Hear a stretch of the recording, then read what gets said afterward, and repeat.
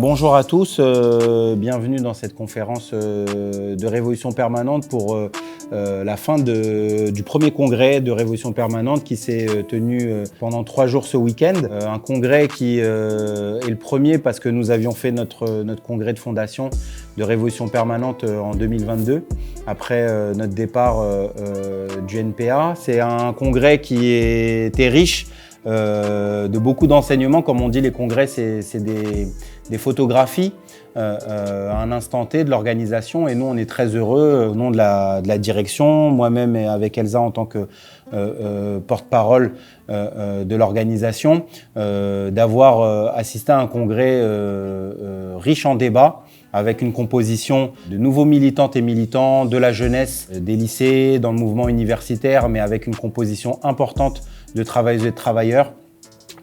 Quasiment la moitié du congrès, même pour dire,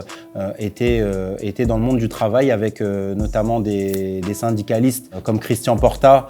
qui est un camarade de Révolution Permanente et qui est aussi secrétaire de la CGT Néoser, qui ont mené un combat exemplaire durant l'année 2024 contre le patron InVivo, qui est un géant de l'agroalimentaire, qui est un des plus grands industriels d'agroalimentaire à l'échelle européenne. Il y avait aussi des camarades de la pétrochimie, de Total, et un visage que beaucoup connaissent, c'est celui d'Adrien Cornet, qui, en plus d'être militant à Révolution Permanente, a été une des figures de proue de la bataille des Total, aussi bien au moment du plan social de Grand Puy qu'au moment de la grève des raffineurs pour les salaires en 2023. Donc voilà, on est dans une composition d'une organisation qui avance, qui a quasiment doublé par rapport au moment de notre départ du nouveau parti anticapitaliste en 2021. On était parti de l'organisation à peu près 300 militantes et militants. Aujourd'hui, on a quasi dépassé le chiffre des 500 militantes et militants. On commence à continuer à avancer, à ouvrir les portes de cette organisation qui intéresse par son action, on va dire, dans les derniers moments de la lutte de classe, mais aussi par toute la réflexion politique, idéologique qu'on amène. Et notamment, c'était au cœur des débats dans un moment de crise à l'échelle internationale, avec notamment ce que nous, on a qualifié d'international réactionnaire, autour de Trump, d'Elon Musk, de Javier Milei en Argentine, de Meloni en Italie, de l'AfD en Allemagne, de Orban. On peut penser aussi à l'ancien président et tout son groupe Bolsonaro au Brésil qui se prépare pour l'élection de 2026. On a mis au cœur de nos débats cette situation d'une offensive réactionnaire de plus en plus assumée, de plus en plus claire, offensive, où ici on voit tout l'impact en France entre une crise de la Ve République, une crise du régime, du macronisme, et une poussée de l'extrême droite avec Marine Le Pen qui essaye de plus en plus de se positionner comme la prochaine présidente de la République. Et ça a été pendant ces 3 jours au cœur de nos débats, parce que pour nous, l'importance d'un congrès, ce n'est pas uniquement, comme certaines et certaines peuvent penser, c'est-à-dire à renouveler une direction ou à essayer de repenser les chartes de fonctionnement ou autres, mais c'est aussi de discuter politiquement de quelles sont les tâches des marxistes, des militantes et des militants révolutionnaires dans la période. C'est ça ce qui est important, notamment pour nous, c'est de savoir, face à un monde en crise, face à une crise de l'hégémonie américaine comme on l'a défini, mais également face à des guerres au Moyen-Orient, une guerre aux portes de l'Europe entre la Russie et l'Ukraine, savoir dans quel monde de demain Révolution Permanente va avancer et quel est le rôle qu'on va jouer. Et nous, on pense que nous avons la capacité d'être aux avant-postes, notamment ici de l'extrême gauche, parce qu'on est une organisation politique qui s'est imposée dans le paysage de la gauche et de l'extrême gauche française à de nombreuses reprises. Et donc, voilà ce que j'avais à dire pour esquisser un petit peu les différentes discussions et débats qu'on a pu aborder. C'était aussi un congrès sous le signe de l'internationalisme, puisque précisément les débats qu'on a évoqués, et non seulement celui de l'offensive réactionnaire à l'échelle internationale, l'investiture de Trump, mais aussi les débats au centre, en réalité,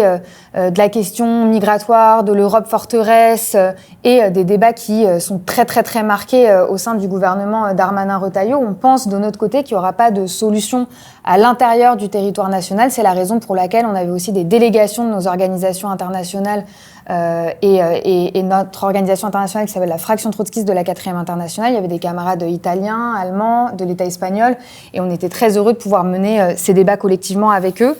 Une chose sur laquelle on voudrait insister, c'est qu'on pense que la séquence, elle illustre le besoin d'une gauche révolutionnaire de combat.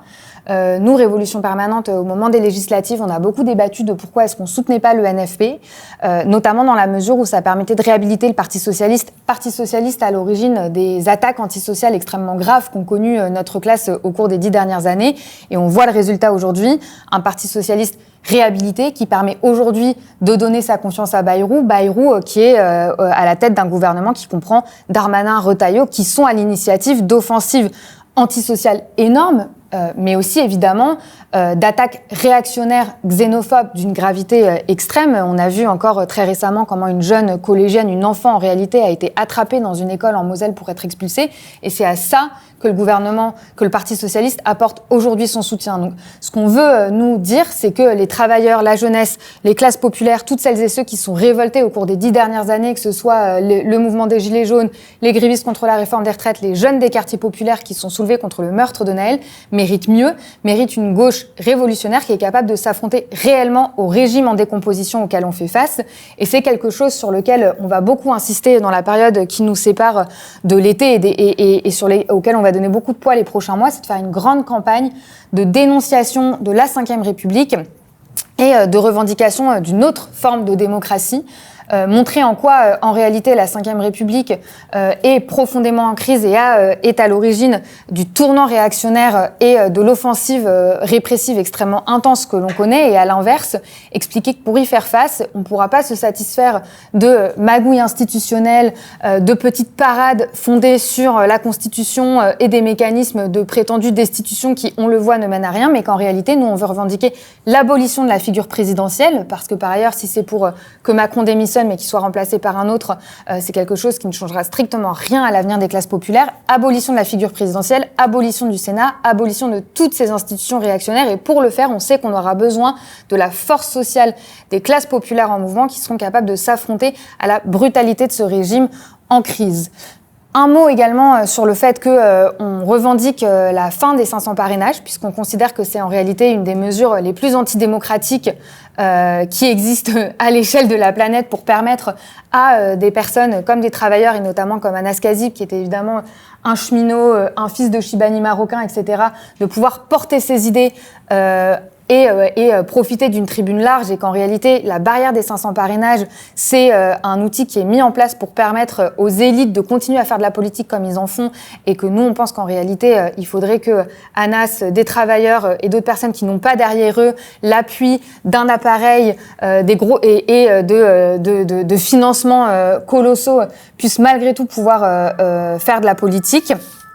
Un mot également sur le fait qu'on a mis au cœur de notre congrès la dénonciation de la criminalisation de la solidarité avec la Palestine. Déjà parce que c'est une des expressions les plus brutales et les plus visibles des offensives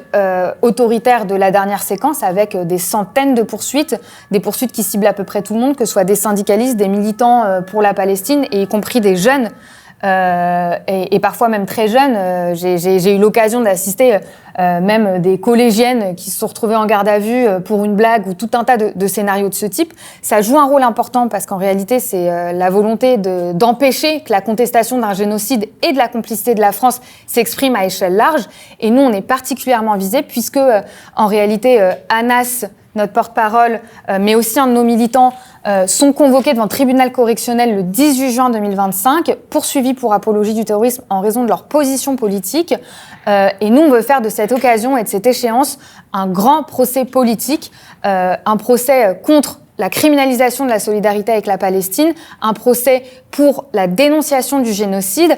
J'aurai l'honneur de les défendre et j'en suis très fière, mais comme révolutionnaires et comme militants, on sait qu'un procès politique, son issue, elle ne se limite pas à l'intérieur du prétoire et on va avoir besoin des organisations politiques, syndicales, associatives qui construisent un grand front contre la répression, contre la criminalisation de la solidarité avec la Palestine et qui permettent de réagir à chaque fois que l'un d'entre nous est attaqué, qu'il soit syndicaliste,